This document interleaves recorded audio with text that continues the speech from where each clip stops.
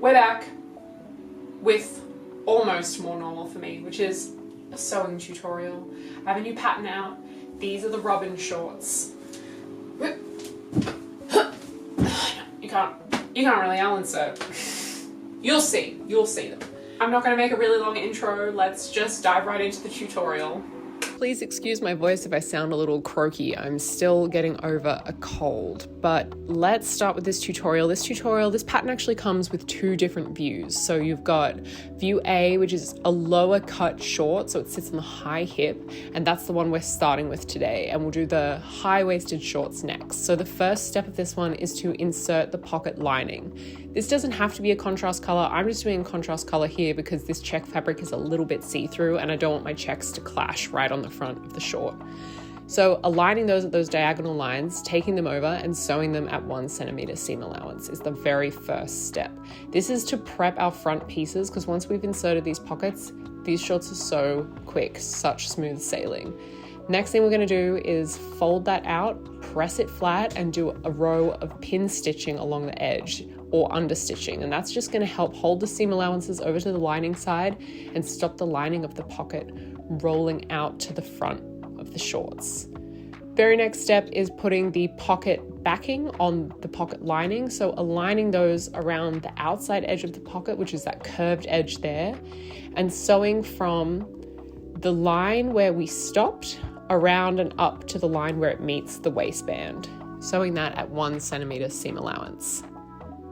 So that just meets, when you fold the pocket in, that just meets where we stopped that last line of stitching. And you can see I've done a bit of stay stitching at the top to hold those two pieces together as well. So when you fold them, you can see that's when you get that full line of the front of the shorts. And then the next thing that we're going to do is overlock around the edge of those shorts to prepare them.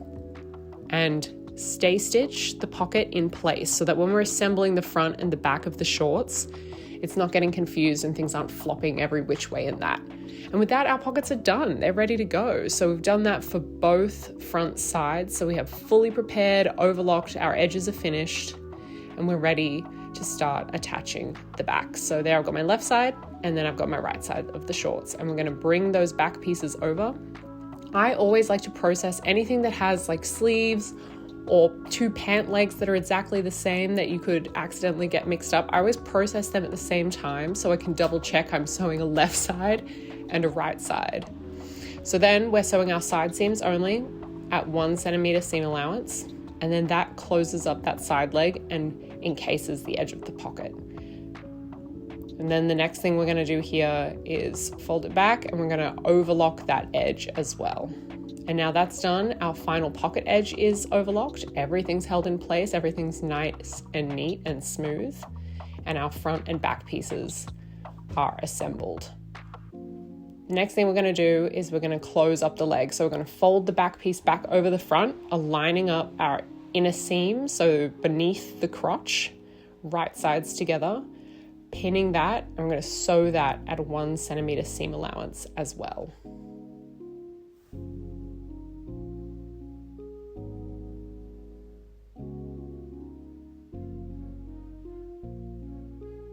Those will come back. I've overlocked that one already, and we're just going to press it to one side. It doesn't actually matter which way you press these seams. I just find as long as it's consistent and as long as they're pressed really flat, it doesn't really matter which way. And there you go. You can see we've got two assembled pant legs, a front and a right. And now all we have to do is pop those crotch seams together. I always start with aligning my inner crotch seam. So pinning there and then going to the very top of the front crotch and pinning that together as well. And then swinging this one around and pinning our back together. This is all right sides together. And then you can just tug slightly on this curve, and what that does is it just gets everything to lay nice and flat, and then you can pin around. This curve is actually a really lovely curve to pin because it's a complete mirror.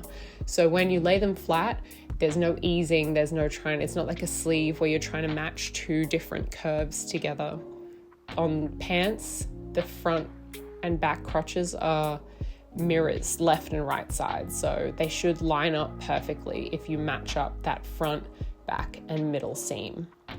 And then we take that to the machine, sew it and overlock it, and then you can see everything's been lovely and aligned, and we're ready to start prepping the waistband. Before I do that, I like to overlock my top edge just so that I don't have to worry about that later. And then we're going to grab the waistband. This bit is the trickiest part to explain, but hopefully the visuals help.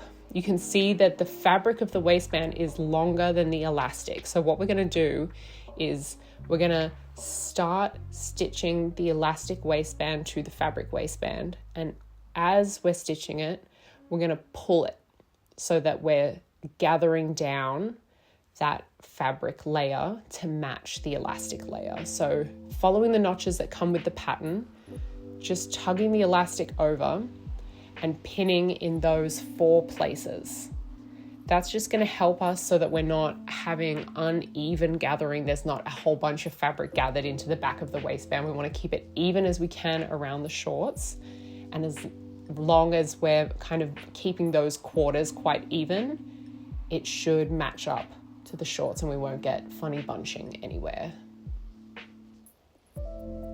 So then you can see this is all pinned. We've got excess in each little spot, and that's where you can see here, you just pull the fabric taut and stitch. Now, normally people say don't use a straight stitch when you're sewing with stretch, but because this fabric is a woven and it's not a stretch, it will also stop the elastic stretching any further.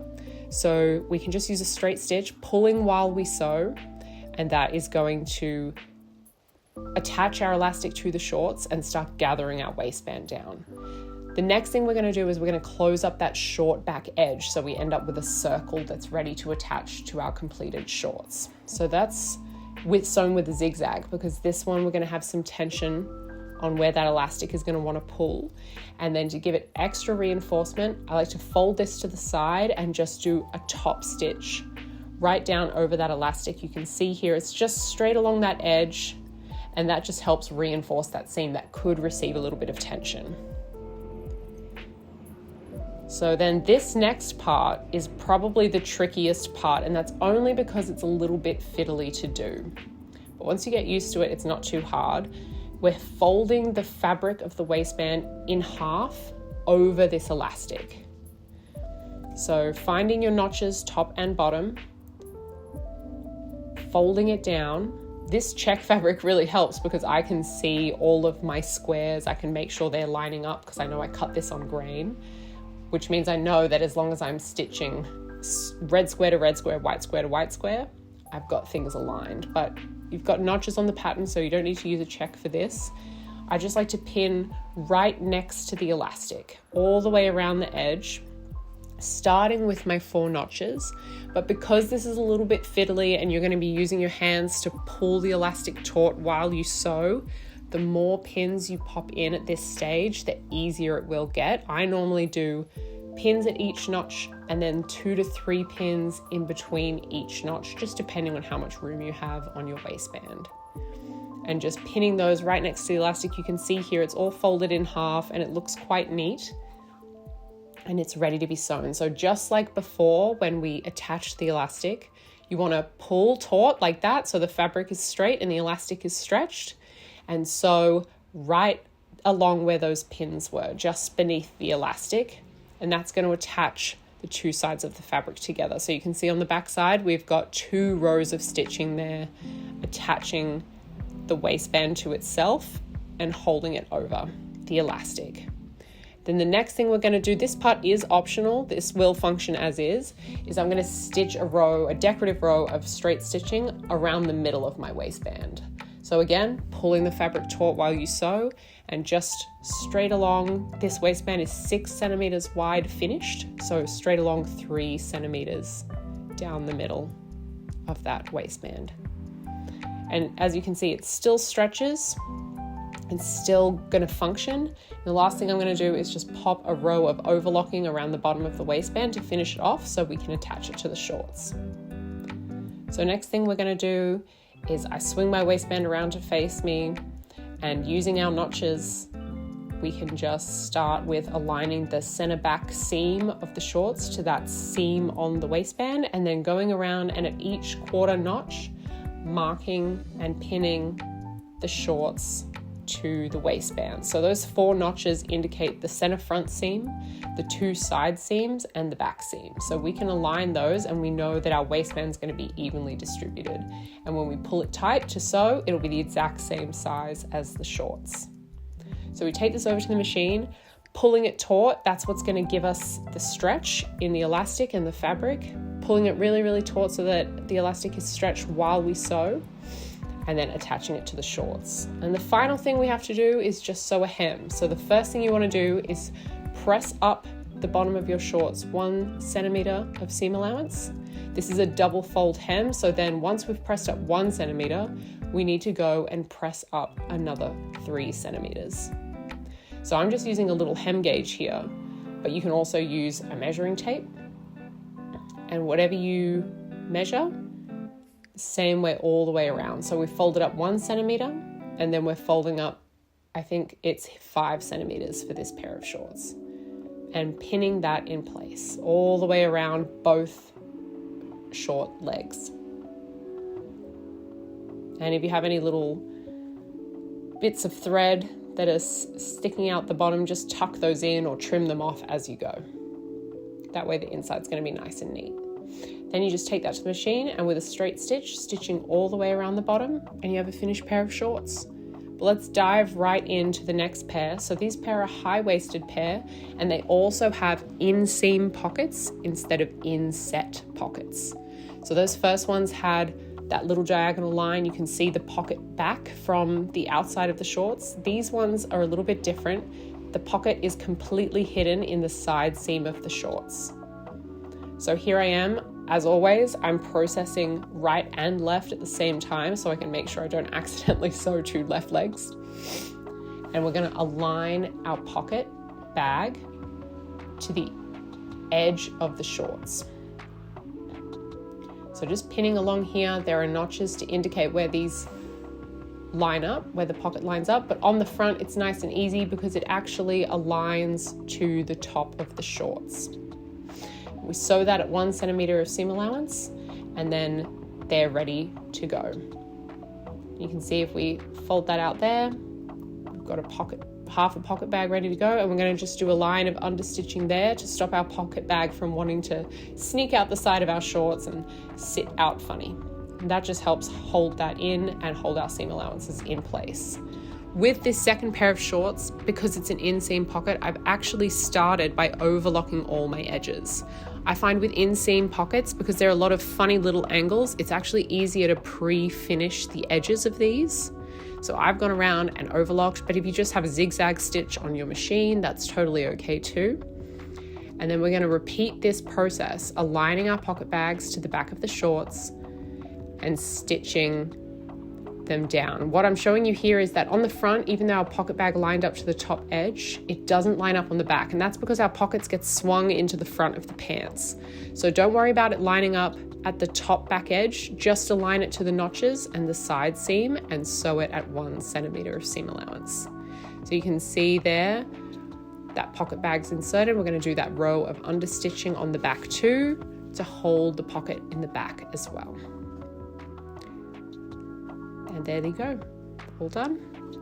Now the front and backs are ready to assemble together. So we're going to lay the front over the back, right sides together. You can see there's a little V at the top here. We're going to pin around that because we don't want to forget that we're going down, stitching the edge of the shorts down and then stitching our pocket closed and then up and stitching down the other edge of the side seam all in one go. And that finishes our pocket and finishes our side seam in one neat seam. It's a little bit tricky to explain, but hopefully you can see what I'm doing here, putting the pins around all of the edges and down the side seam.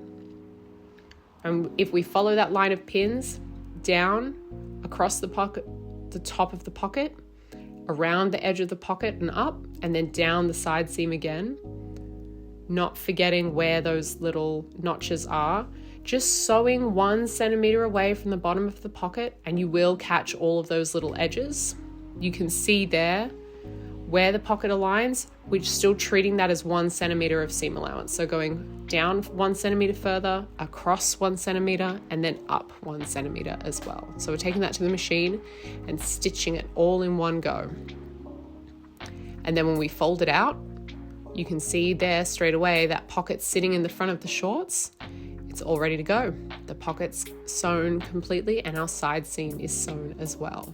So I'm just gonna go along and put a stay stitch at the top. Again, it's just easier to handle putting on the waistband, pressing, the rest of the processing of these shorts if that pocket's not flip-flapping around everywhere. This pattern also comes with pin tucks in the bottom. So the next thing I'm gonna do here is mark these pin tucks according to the pattern. So you can use the pattern, I just measure them. I find it easier than going through and marking through my pattern piece. I find this to be a little bit more accurate, but using that pattern piece as a guide. So you can see here, it's a 2 centimeter gap and then a 2 centimeter gap and then a 2 centimeter gap between every notch that I'm putting into. And I'm doing that on the inner seam, the side seam, and then the front inner seam as well. So the way those work is it'll be pin tuck, gap, pin tuck, gap, pin tuck. So the easiest way I find to do this is to pop the pin in the bottom of the notch and then not trying to fold it yet, pushing it out the top of the notch. And then when you fold that fabric, when you condense it around that pin, it will automatically create the fold that you need. So we'll do it again, skipping the hem, skipping the gap, popping the pin in, pushing it out of the next notch, and then pinching the fabric down onto the pin. And if you give those two a squeeze, you'll find, there you go, front and back. You've created a lovely even fold along the shorts. Now I would recommend going along and just measuring this fold really quickly, just to make sure it's even and something hasn't gotten skewed. But then the next thing we're gonna do is take that to the iron, press it. It's easier to press that crease in first, and then take it to the sewing machine and sew 1 centimeter away, creating that permanent tuck in the shorts. So I pulled my pin out as I go. You can see that line of stitching just 1 centimeter away from the edge that we've created, that fold. And when we push it down, you can see it's created a pin tuck. So the next thing we're gonna do is take that to the iron and press that fold of fabric down towards the hem of the shorts, pulling evenly so that we're not creating any excess bulk beneath that tuck, but we do get a really crisp, even line all the way around.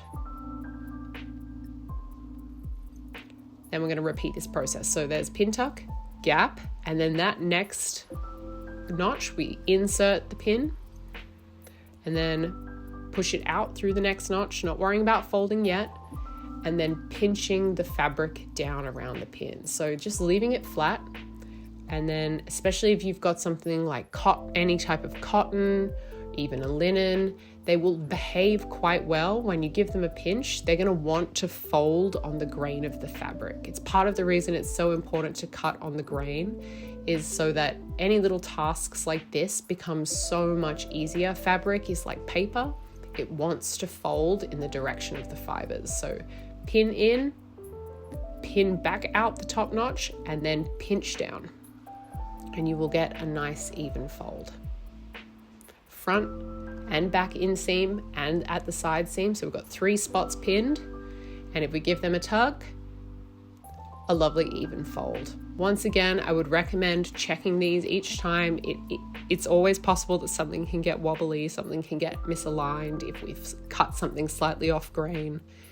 Then ironing it, sewing it, and then bringing it back over. You can see there's a lovely little gap left there, and then pressing it flat. So we have our second pin tuck. 1 more to go. So let's do it one more time. Pin in, press, pin in, fold, pin in, pinching that fabric, and then pinning it in place. Giving it a tug, and then checking and taking it and sewing it and pressing our pin tuck in place. So now we have 3 pin tucks along the bottom of the fabric. This is perfect if you have something like what I'm working with here, a lovely lightweight cotton. It helps give them a little bit of body. It helps hold them out around the legs. So if you struggle with shorts riding up between the legs or anything like that, this just helps with that. And then all we have to do is fold this in half and sew our inseam together, and we have a finished leg. I clearly forgot to sew my pocket down, so I'm gonna do that now, quickly secure that pocket bag in place, because the next step after we attach our 2 crotch seams together is the waistband, and we don't want a pocket flapping around while we're doing that. So attaching our 2 crotches, starting again with that middle seam and aligning those 2. I find that this is a really important place to align first. It helps stop things getting wibbly wobbly down the line.